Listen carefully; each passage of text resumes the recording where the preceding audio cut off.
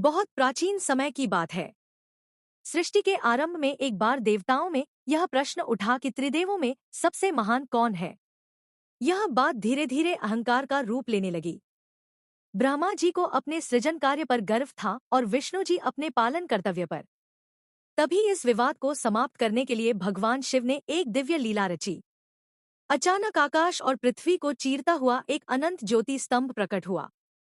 उसकी न कोई ऊंचाई दिखती थी, न कोई गहराई। एक आकाशवाणी हुई, जो इस स्तंभ का आदि और अंत खोज ले, वही सर्वोच्च है। विष्णु जी वराह रूप धारण कर नीचे की ओर गए, पर अंत न मिला। ब्रह्मा जी हंस रूप में ऊपर की ओर गए, पर उन्हें भी अंत न मिला। विष्णु जी ने सत्य स्वीकार कर लिया, लेकिन ब्रह्मा जी ने अहंकार में आकर झूठ कहा कि उन्होंने अंत देख लिया है। यह असत्य और अहंकार शिव को स्वीकार नहीं था। उसी क्षण भगवान शिव के मस्तक से भयानक, तेजस्वी और उग्र स्वरूप प्रकट हुआ, काल भैरव। उनकी आंखें अग्नि समान थीं, शरीर भस्म से ढका था और हाथ में खड्ग तथा कपाल था। काल भैरव ने ब्रह्मा के 5वें सिर को दंड दिया, जिससे उनका अहंकार नष्ट हुआ। लेकिन इस कर्म से काल भैरव को ब्रह्महत्या दोष लगा।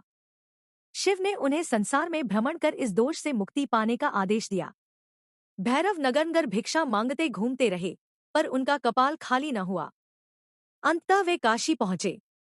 जैसे ही उन्होंने काशी की भूमि पर कदम रखा, उनका कपाल भर गया और ब्रह्महत्या दोष समाप्त हो गया। तभी भगवान शिव प्रकट हुए और काल भैरव को वरदान दिया, आज से तुम काशी के कोतवाल हो। बिना तुम्हारी अनुमति कोई भी यहाँ प्रवेश नहीं करेगा और तुम भक्तों की रक्षा करोगे। तब से काल भैरव समय के स्वामी, भय के नाशक और धर्म के रक्षक माने जाते हैं। वे सिखाते हैं कि अहंकार विनाश का कारण है और सत्य ही मुक्ति का मार्ग। जो भक्त सच्चे मन से काल भैरव की आराधना करता है, उसके जीवन से भय, बाधा और नकारात्मक शक्तियां दूर हो जाती हैं। जय श्री काल भैरव।